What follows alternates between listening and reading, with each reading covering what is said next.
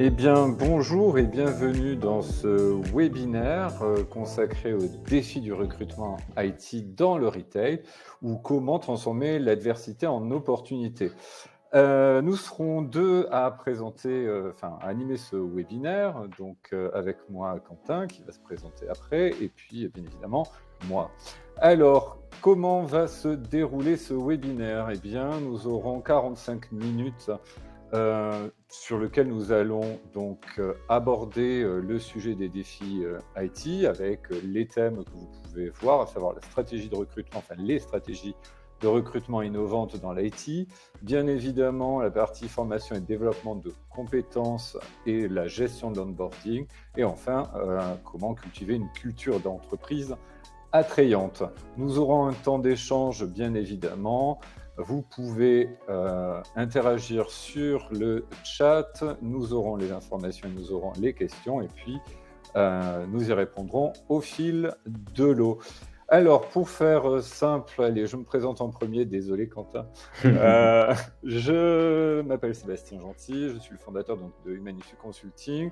C'est une entreprise donc, qui agit sur différents arcanes du métier du retail, tant sur les problématiques stratégiques marketing, mais aussi RH, avec notamment le recrutement dans l'environnement du retail, mais aussi la formation.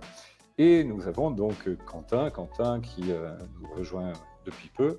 À toi. Bon, bonjour à tous, merci Sébastien, ravi de pouvoir échanger au cours de ce live. Je me présente donc Quentin, je travaille depuis maintenant plus de 6 ans sur des sujets en lien avec le conseil, le recrutement, mais aussi tout ce qui va être force commerciale sur plusieurs marchés, que ce soit le marché parisien, mais aussi en Espagne et plus particulièrement sur le marché catalan. Et c'est un vrai plaisir de pouvoir t'accompagner, Sébastien, tout au long de ce live et pouvoir parler d'un super sujet qui est en lien avec l'IT, mais plutôt le recrutement et quels sont les défis que font face ces nouvelles divisions de systèmes d'information. Ben, merci. Oui, effectivement, on va agir, juste pour prévenir tout le monde, sous un format un peu interview. Donc, je vous laisserai apprécier. Alors, on répondra, comme je le disais précédemment, aux défis que l'on doit rencontrer, en tout cas dans le secteur de l'IT et dans le retail. Nous le verrons, on verra donc quels sont les facteurs qui vont influencer finalement le succès du processus de recrutement. Alors, juste avant d'entamer l'introduction, il faut savoir une chose, c'est que 63% aujourd'hui des dirigeants dans le monde sont préoccupés par une pénurie de talents. Alors, c'est une enquête Korn Ferry, donc un observatoire américain. Ce qui prouve une chose, c'est que le secteur IT est un métier aujourd'hui qui est en tension. Ces 5 dernières années, oui, il y a 5 ans en tout cas, les métiers en tension ne comptaient pas le secteur du numérique. Et aujourd'hui, eh bien, la donne a changé, le dogme a bougé, puisque il y a 5 ans encore, les métiers en tension étaient plutôt la plomberie, etc. Aujourd'hui, on se retrouve dans une situation où il y a un travail énorme à faire quant au process de recrutement dans le secteur IT et IT du retail me concernant. Alors, Quentin, quelles sont les dernières tendances IT qui font vibrer le secteur du recrutement dans le domaine du retail? Ah, il y en a plusieurs, Sébastien, il y en a plusieurs. Alors, on va pas pouvoir toutes les nommer, mais en tout cas, il y en a plusieurs qui sont intéressants à lister, et notamment l'analyse des données et l'intelligence Ok. artificielle qui font vraiment face à un nouvel essor, qui font sens avec justement de nouveaux talents qui vont travailler justement dans ce domaine-là. Il va y avoir tout ce qui va être automatisation des processus. Les entreprises cherchent à automatiser, à être plus efficace et essayer d'automatiser des tâches répétitives, que ce soit en lien avec la finance, mais aussi en lien avec l'aspect commercial.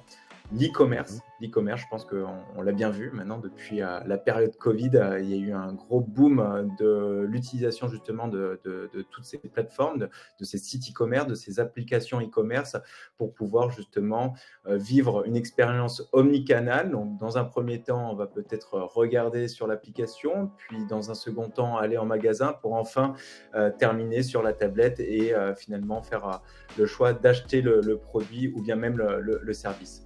Et enfin, je parlerai aussi de l'expérience client personnalisée, hein. Les détaillants, ils cherchent à offrir une expérience plus personnalisée en utilisant des technologies telles que la géolocalisation et bien d'autres.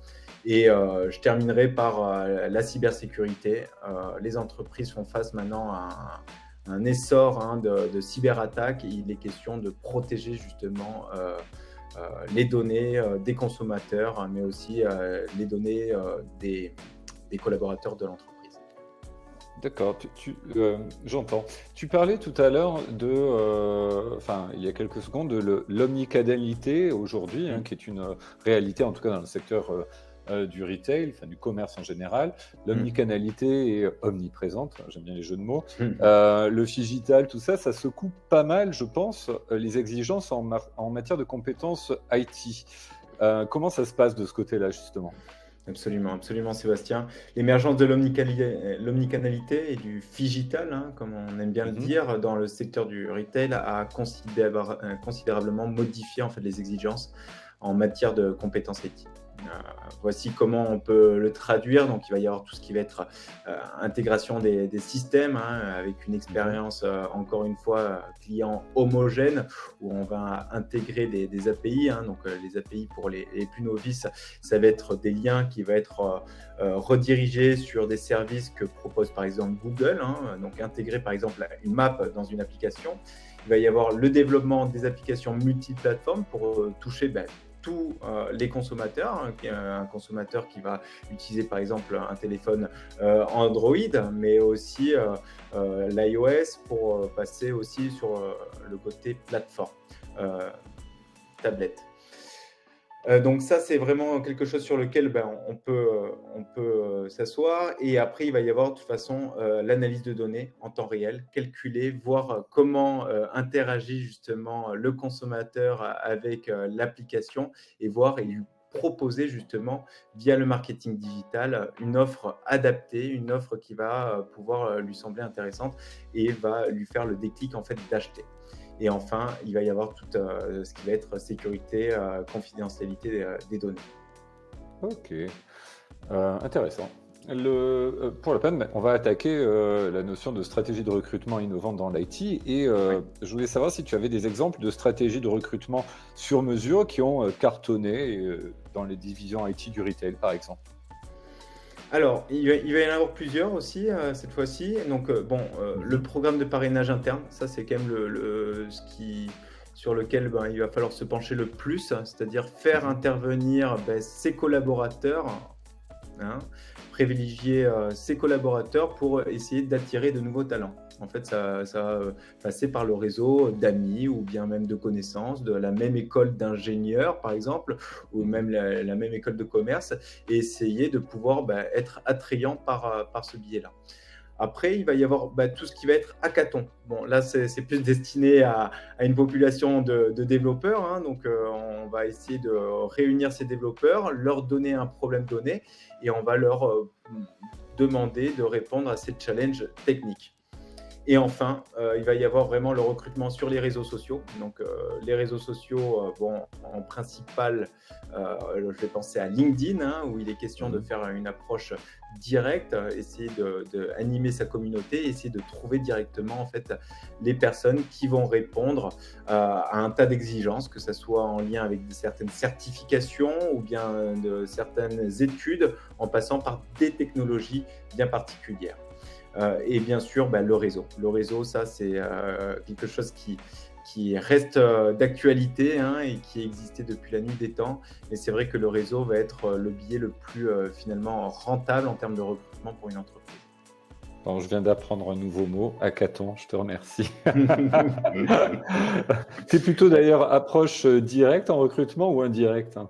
Alors moi, je suis plutôt direct. Moi, je suis plutôt direct. C'est vrai que l'approche directe fonctionne mieux. On essaye de personnaliser les messages pour montrer en fait aux talents, aux candidats, aux futurs Mhm. candidats qui se sent en fait vraiment ciblés en fait, que ça, ils reçoivent pas un mail générique ou que Pierre-Paul Jacques aurait reçu en fait auparavant. Donc non, non, l'approche directe Ok. à 100%, Sébastien. Bon. Et question sur l'utilisation des données aujourd'hui, de l'intelligence artificielle.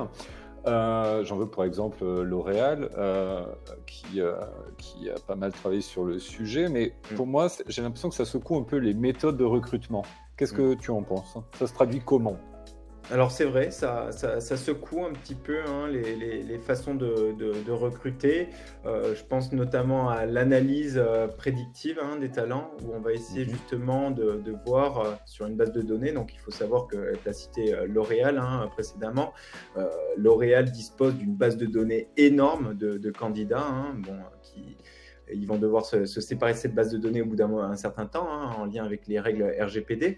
Mais en tout cas, grâce à cette base de données, par justement l'analyse prédictive des talents, on va pouvoir voir quel talent vient de rentrer dans telle entreprise, est-ce que c'est le bon moment de le solliciter, de lui proposer en fait un poste, voir et aussi analyser les mots-clés de tous les CV et voir justement si cette personne va avoir par exemple 95% d'adéquation avec un poste donné. Donc ça, c'est ça qui est assez intéressant avec l'intelligence artificielle, c'est qu'on va pouvoir utiliser de la donnée et essayer en profiter en interne et essayer d'identifier justement, sur le papier en tout cas, dans un premier Mhm. temps, voir s'il colle en fait à un besoin. Et c'est après que là où on va pouvoir lui proposer une interview face-to-face et on va pouvoir justement lui poser des questions pour jauger maintenant de ses capacités en matière de soft skills, de comportement face à une situation donnée. Et, j'ai une question par rapport à ça. Tu parles de soft skills, mais Ouais. qu'en est-il des compétences techniques du coup?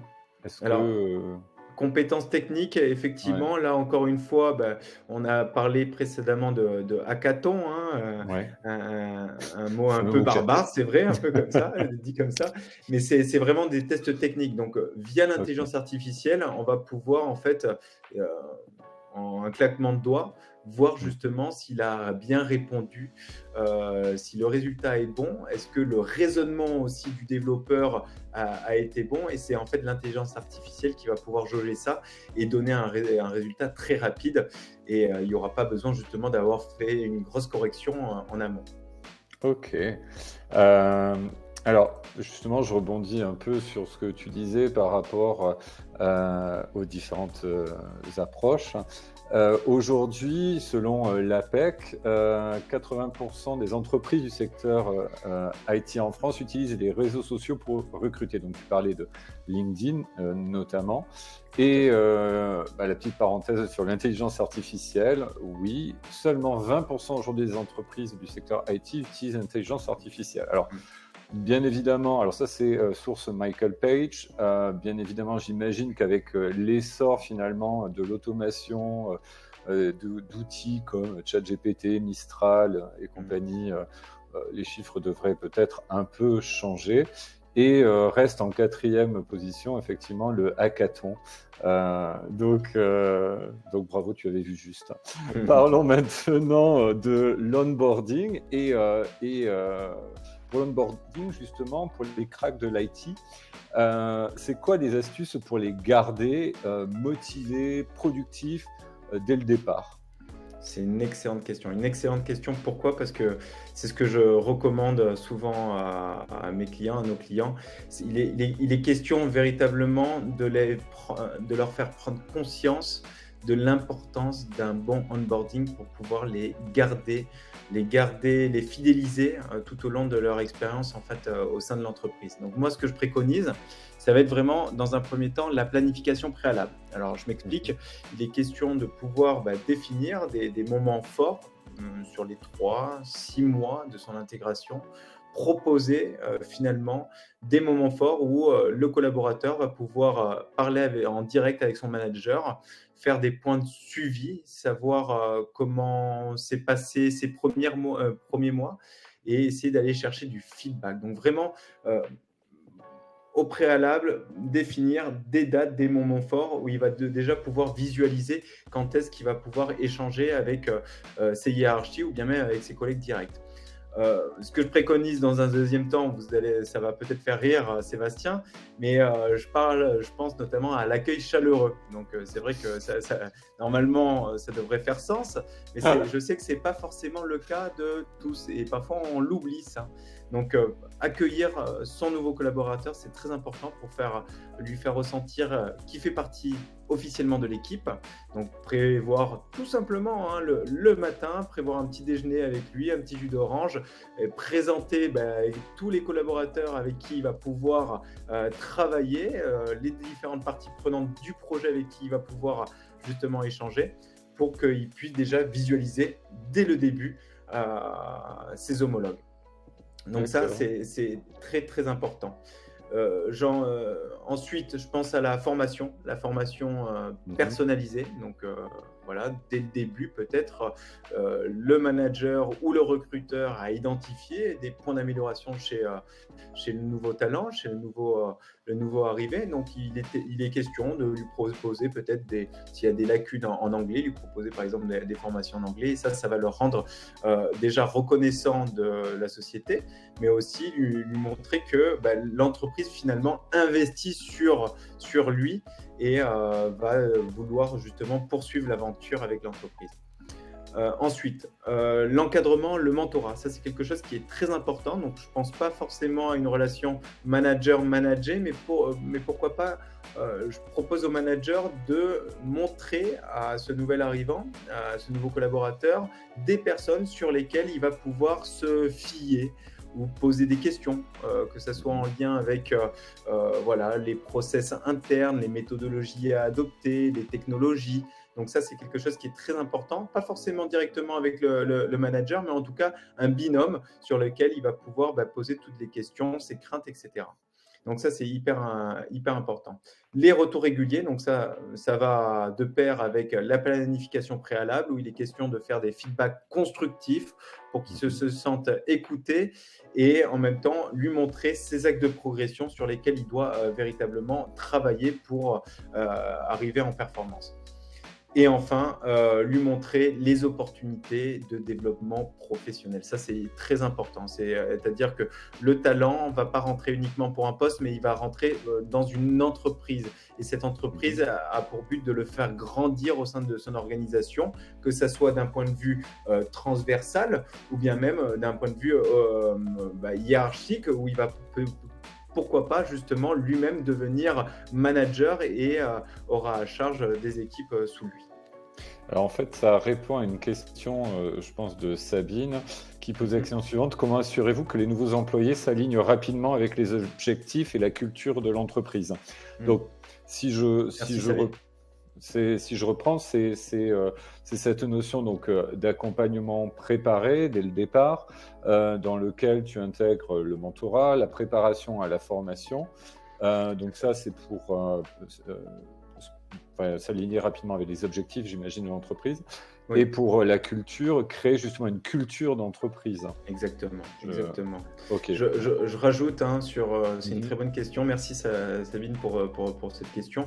Il est question aussi, pourquoi pas, et de par mon expérience, je vois qu'il y a trop peu d'espaces GED, donc des espaces de stockage, que va pouvoir avoir accès justement le collaborateur et sur lequel il va y avoir tout simplement l'organigramme en fait de l'entreprise. Ok, Ok. cette personne interagit avec telle personne, il a telle position, les méthodologies, les outils de l'entreprise bien renseignés en fait finalement dans cet espace, dans cet espace. D'accord. J'ai une autre question de Simon. Comment une entreprise s'assure que ses talents restent à la pointe de la technologie et contribuent activement à l'innovation? Ok. Merci Simon encore une fois pour cette question. Là, un petit peu comme je l'ai dit précédemment, c'est-à-dire que la formation. D'accord. les ressources humaines ont de plus en plus conscience de ces enjeux technologiques. Il est question de rester compétitif, et qui dit compétitivité dit justement formation en lien avec les nouvelles pratiques. Donc là, depuis une dizaine d'années, on parle d'agilité. Comment faire en sorte que les collaborateurs puissent interagir de manière proactive entre eux, et de ne pas perdre de temps justement, ou de faire même des retours en arrière. Donc voilà, ça va être vraiment investir sur de la formation, que ce soit en lien avec des technologies en particulier, ou bien même Mhm. des certifications sur des méthodologies, qui va être un véritable gain de temps. D'accord, ok. Alors justement, je vais rebondir sur l'histoire euh, de l'onboarding. Selon donc Career Builder, 60% des nouveaux salariés sont susceptibles de rester chez un employeur pendant 3 ans ou plus s'ils ont bénéficié d'une bonne expérience de démarrage. C'est conséquent quand on connaît aujourd'hui le turnover moyen dans certaines entreprises. Soyons clairs, on ne peut pas passer à côté d'un bon onboarding. Et quel que soit d'ailleurs le domaine d'activité, aujourd'hui, c'est un non-sens, selon moi. Et d'ailleurs, je fais une petite parenthèse sur l'offboarding aussi, parce que l'offboarding Mm. est un élément aussi à considérer. Et l'accompagnement, c'est un non-sens de ne pas accompagner un collaborateur à la sortie, c'est-à-dire qu'il est aussi potentiellement l'ambassadeur quand il part de l'entreprise. Donc on a tendance à un peu l'oublier. Enfin bon, bref. Cela étant, on a abordé très brièvement finalement la notion de culture d'entreprise. Alors, la culture d'entreprise, ça se vend comment aux pros de l'IT? C'est différent de ce qu'on raconte aux autres ou pas? Alors, c'est un petit peu différent. C'est un petit peu Ok. différent, Sébastien. Là, on est à une population qui est différente, qui vient d'un cursus aussi peut-être différent, où la technologie vraiment va être phare dans une entreprise. Donc, il faut qu'ils puissent s'identifier finalement à l'entreprise. Alors, comment justement cultiver une culture d'entreprise attrayante pour cette cible-là? Moi, je mets en avant vraiment les projets technologiques innovants. Donc voilà, tout simplement les partages de réussite sur, par exemple, si on est fier de son site e-commerce, si le site Mhm. e-commerce a été primé aussi par différentes organisations. C'est intéressant de le mettre en avant. Des projets marquants aussi, que ce soit en lien avec voilà, le développement d'un objet IoT qui va être connecté avec une montre connectée, avec des écouteurs. Voilà. Donc, c'est en fait, qu'est-ce qui va finalement faire la différence de son concurrent finalement. Donc, vraiment mettre en avant ces projets-là. Je pense aussi à valoriser la collaboration, l'échange de la connaissance. Donc, montrer que l'entreprise est, encore une fois, je vais utiliser le mot agile, pour Mhm. montrer qu'il y a un beau partage en fait de la connaissance au sein de l'organisme, et que finalement il y a des process. On n'est pas comme à l'ancien temps où voilà, on va tête baissée sur le projet, et après on se rend compte qu'il y a eu une erreur, et donc du coup il faut revenir sur ça. Non, aujourd'hui l'agilité met des frameworks, donc je pense notamment à du Scrum, à du Kanban aussi, qui va mettre en fait des sprints, on appelle ça des sprints, donc vraiment un cycle de développement de 1 semaine à 2 semaines, et après, au bout de ces 2 semaines, justement, faire un état des lieux, voir si justement il n'y a pas d'erreur, pour continuer après le développement par la suite. Donc ça, vraiment, la méthodologie au sein de l'entreprise.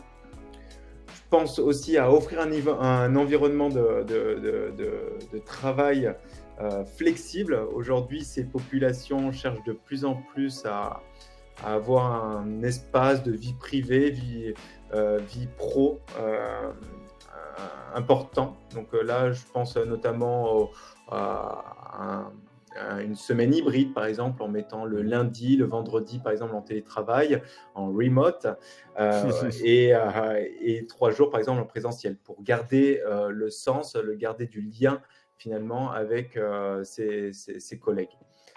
Et enfin, tout ce qui va être vidéo, témoignage des employés, pour faire rayonner son entreprise, rien que mieux en fait qu'utiliser ses propres talents.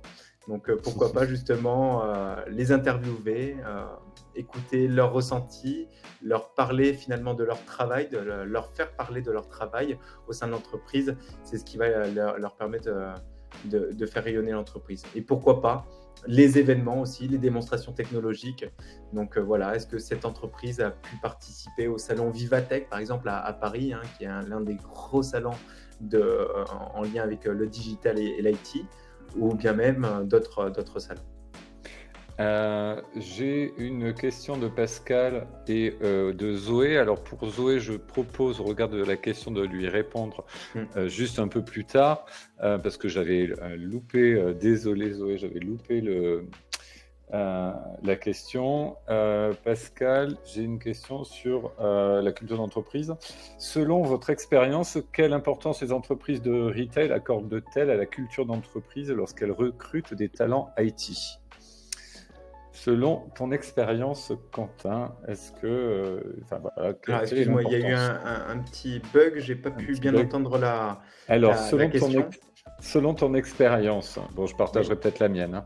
Quelle importance les entreprises de retail accordent-elles à la culture d'entreprise lorsqu'elles recrutent des talents IT?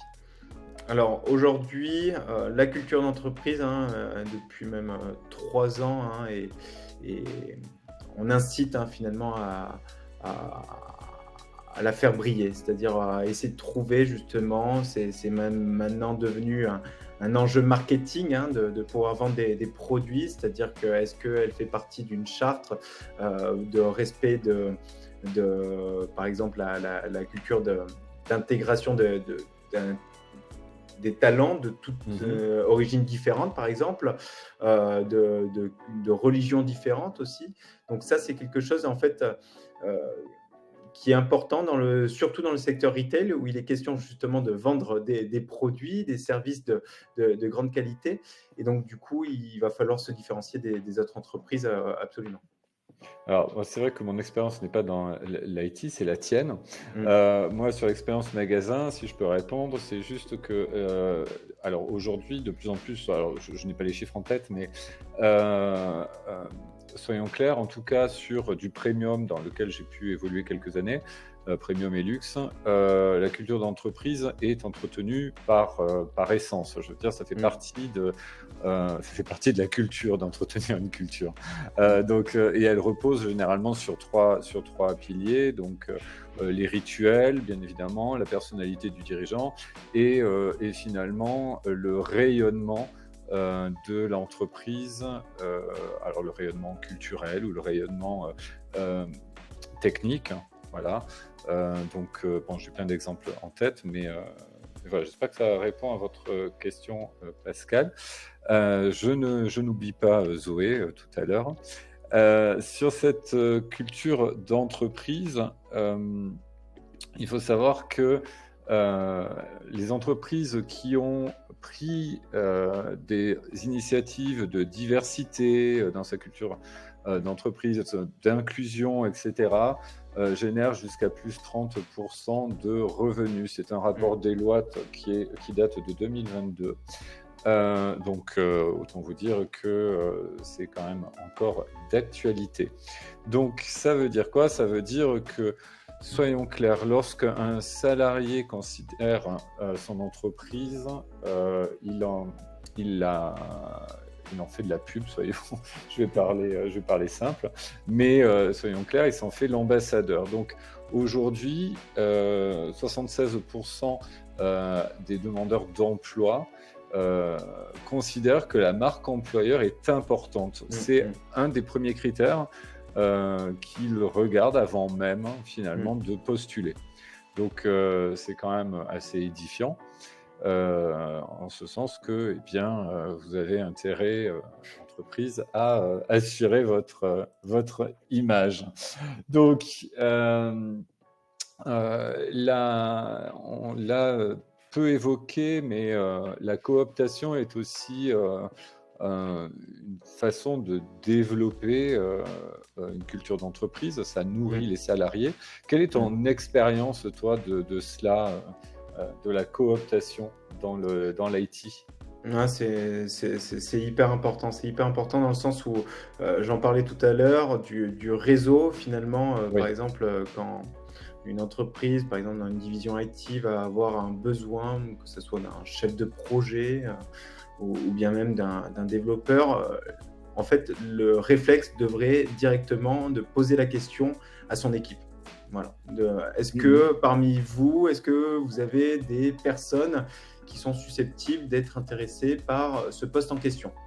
Et en fait, c'est le premier réflexe. Et c'est en deuxième temps qu'on va pouvoir justement faire intervenir, que ça soit des recruteurs comme nous, où on va pouvoir justement identifier les bons candidats, mais ça sera qu'en deuxième temps finalement.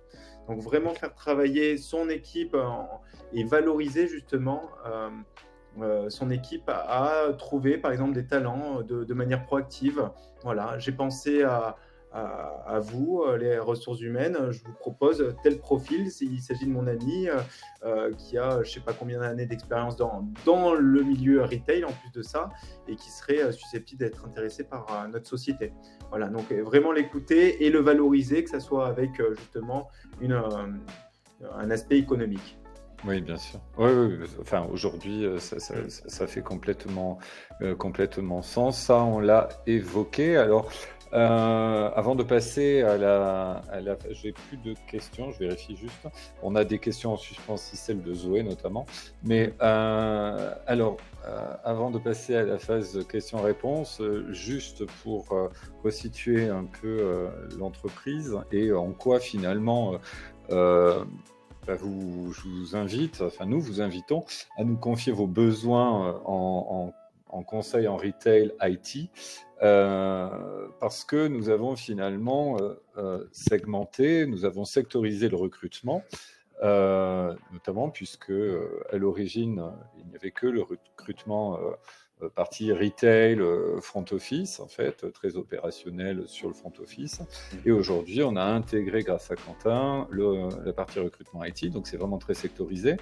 On a des compétences bien évidemment transverses, puisque évidemment l'activité euh, première, enfin les activités de Humanissu, et notamment l'activité première, c'est tout ce qui va être consulting en stratégie retail. Ensuite vient le recrutement et enfin la formation. Donc nous Mm. vous accompagnons sur du 360 degrés dans vos stratégies retail. Avant de passer à la phase questions-réponses, juste sur la partie recrutement, euh, nous travaillons avec une typologie principale qu'on appelle le success fee, c'est-à-dire qu'on attend que vous signiez le contrat avec votre collaborateur pour vous envoyer notre facture, pour faire simple. Donc c'est ce qu'on appelle la méthode success fee. Donc on est rémunéré que si on place un candidat et nous nous assurons de le remplacer s'il arrivait quoi que ce soit pendant la phase d'embauche. Mm. Ensuite, nous avons le système d'obligation de moyens que nous ne privilégions pas parce que, enfin, pour des raisons qui nous sont propres et éthiques. Enfin, Mhm. voilà. Mhm. Et nous pouvons travailler en système RPO. Alors peut-être que Quentin, tu peux nous en Oui, parler. tout à fait. RPO, donc c'est l'abréviation de Recruitment Process Outsourcing. Donc le but du jeu, c'est de vraiment faire partie intégrante de votre équipe de Talent Acquisition Manager pour pouvoir justement combler un vide. Par exemple, vous avez un membre de votre équipe qui est parti en vacances ou en congé maternité ou je ne sais d'autres, et ben vous pouvez justement faire appel à nous et on va pouvoir justement travailler main dans la main, faire partie de la même équipe et on va proposer justement un tarif journalier. Donc là, on sera sur une obligation de moyens, hein, donc par jour. Mais je préconise cette solution lorsque l'entreprise a des défis de recrutement assez hauts, hein, où on pense notamment à un volume de recrutement, par exemple, sur une période donnée de 2 à 6 mois, par exemple, de 10 recrutements. Voilà, donc là, ça peut tout à fait faire sens. Ok. Merci. Alors, c'est le temps des questions-réponses. Alors, on n'a plus beaucoup de questions. On a celle de Zoé qui est toujours en suspens. Sa question est: quelle est la proportion idéale chez un candidat de savoir-faire au savoir-être? Alors, on va spécifier sur la partie IT et je répondrai après sur peut-être la partie non IT. Non, une très bonne question. Merci Zoé pour cette question. Alors, moi, je dirais 50-50, mais je sais que je vais avoir certains clients qui vont grincer des dents, hein, parce que là, dans la division IT, on va vraiment valoriser les compétences techniques.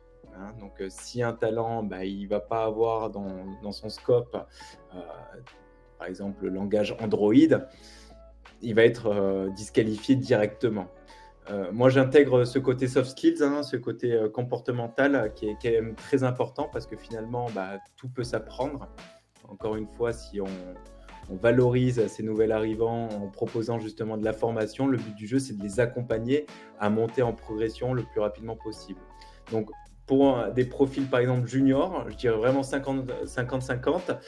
Pour des personnes un peu plus seniors sur des postes, là, vraiment, la technique va prendre un petit peu plus le dessus et on sera, par exemple, sur du 70 technique et 30, par exemple, soft skills, Ok. comportement. Mmh. Alors moi, je vais répondre sur ma partie pour la peine. Pour ce qui va être front office, donc plutôt magasin, j'ai envie de dire les proportions sont inversées.